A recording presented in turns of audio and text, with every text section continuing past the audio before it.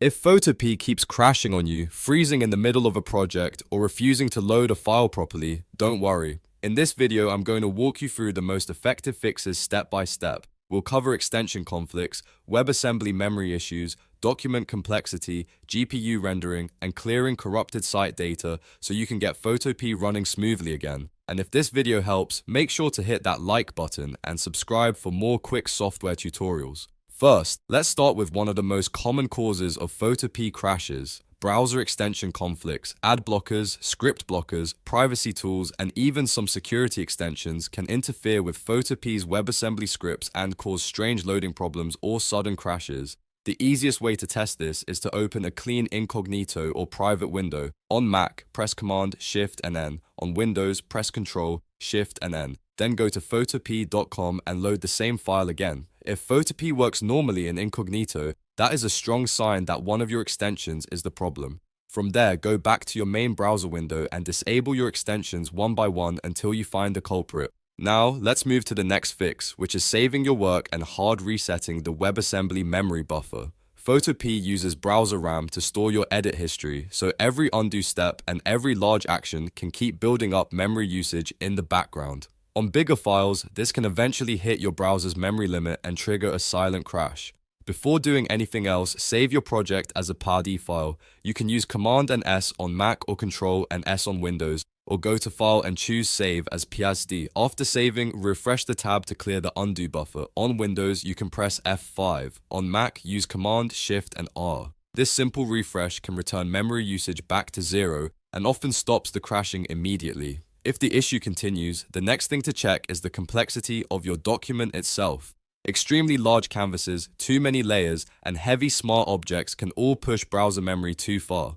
Go to Image, then Image Size, and take a careful look at your document dimensions. If your canvas is extremely large, like over 8,000 or 10,000 pixels on one side, consider reducing it if that makes sense for your project. Also look at the Layers panel and identify any heavy smart objects, vector layers, or large grouped text elements. If they are no longer needing to stay editable, right-click them and choose Rasterize. This can reduce the load on your browser and make Photopea much more stable. Next, let's talk about GPU rendering and WebGL support. If your canvas freezes, turns black, or crashes while you're brushing, zooming, or moving objects around, your browser's graphics acceleration may be the problem. Inside Photopea, go to More and make sure Use WebGL is turned on. Then, open your browser settings and check that graphics acceleration is enabled there too.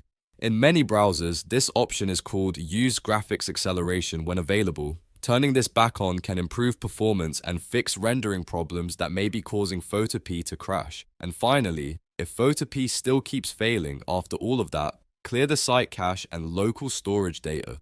Corrupted cached files or broken site storage can make the crash happen again and again every time you open the site. While you are on Photopea, click the lock icon next to the website address in your browser.